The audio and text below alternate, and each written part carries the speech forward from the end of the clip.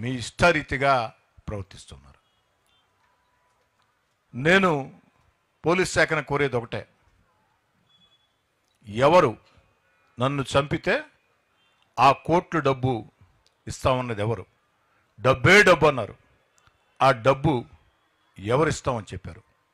దయచేసి దాన్ని తేల్చండి. తేల్చాల్సిన బాధ్యత పోలీస్ యంత్రాంగం మీద ఉంది. అయితే ఇలాంటి బుడ్డ బెదిరింపుల్ని నేను కాదు కదా, నా మనవడు నా మనవరాలు కూడా లెక్క చేయరు. వైఎస్ఆర్ కాంగ్రెస్ పార్టీ నేతలారా, వైఎస్ఆర్ కాంగ్రెస్ పార్టీ నేతలారా, నన్ను హత్య చేయిస్తామని, హత్య చేస్తామని మాట్లాడిన రౌడీ షీటర్లరా, గోండాల్లారా, మీ బెదిరింపుల్ని నేను కాదు, నా వెంట నడిచే నాయకులు కార్యకర్తలే కాదు, నా తమ్ముడు కోటరెడ్డి గిరియే కాదు, 7 ఏళ్ల వయసుండే నా మనవరాలు, 6 ఏళ్ల వయసుండే నా మనవడు కూడా భయపడ్డు.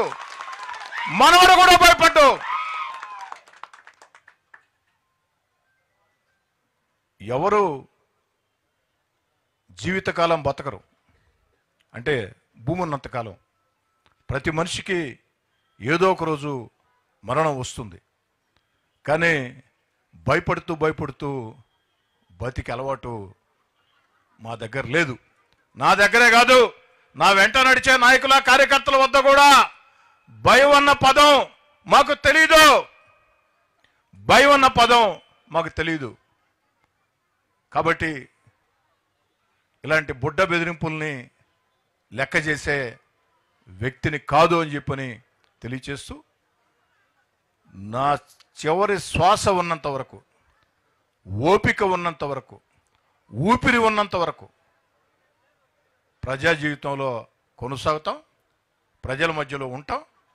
ఈ 14 నెలల్లో చంద్రబాబు నాయుడు గారి ఆశీస్సులతో, పవన్ కళ్యాణ్ గారి ఆశీస్సులతో, నారా లోకేష్ గారి ప్రోత్సాహంతో, జిల్లాలో ఉన్న 2 మంత్రులు పొంగూరు నారాయణ గారు, ఆనవ రామనారాయణ రెడ్డి గారి సహకారంతో, పార్లమెంటు సభ్యులు వేమిరెడ్డి ప్రభాకర్ రెడ్డి గారి సహాయ సహకారాలతో, ఆ దేవుడి దయతో నెల్లూరు రూరల్ నియోజకవర్గంలో 300 కోట్లతో అభివృద్ధి పనులు చాలా వరకు పూర్తయినాయి.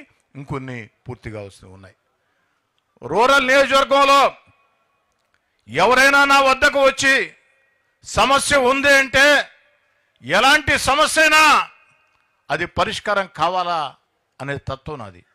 ఎవరు ఫోన్ చేసినా, ఏ సమయంలో ఫోన్ చేసినా ఫోన్ ఎత్తి సమాధానం చెప్పి ఆ బాధల్లో కష్టాల్లో ఉన్న వ్యక్తులకి వెంట నడిచే తత్వం నాది. కాబట్టి నెల్లూరు రూరల్ నియోజకవర్గంలో మరింత ఉత్సాహంతో ఈ అభివృద్ధి పనులు ముందుకు సాగిస్తాం.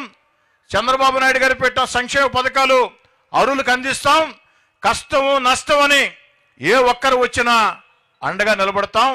చివరి శ్వాస ఉన్నంత వరకు కూడా ప్రజా జీవితంలో కొనసాగుతాం. ఇలాంటి బెదిరింపుల్ని లెక్క చేయనని చెప్పని తెలియజేస్తూ సెలవు తీసుకుంటున్నాం.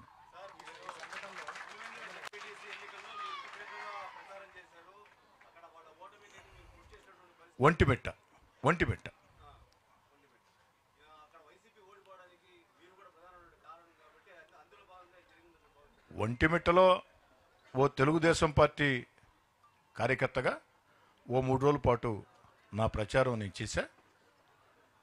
మీకు అందరూ కూడా తెలుసు. ఇంకా సార్, సాధారణంగా